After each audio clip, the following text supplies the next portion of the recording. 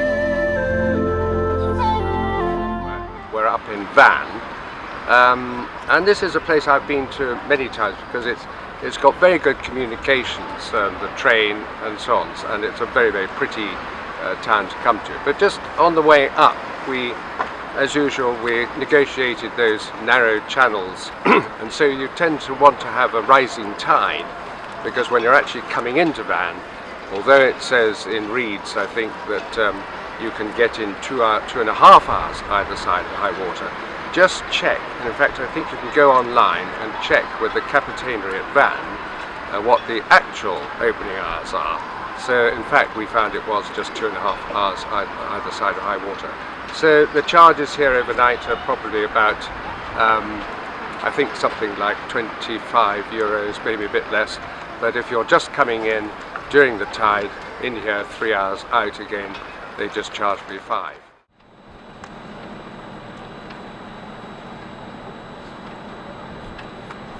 Well, you've got a nice old boat coming into view.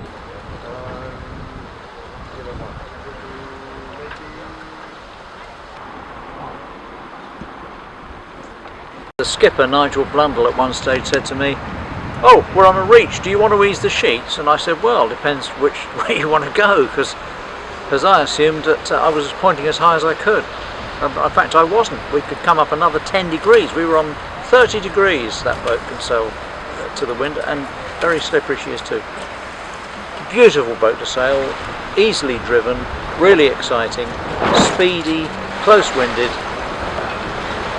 a really nice boat, and you know, now quite an old boat, I guess. 95 she was built.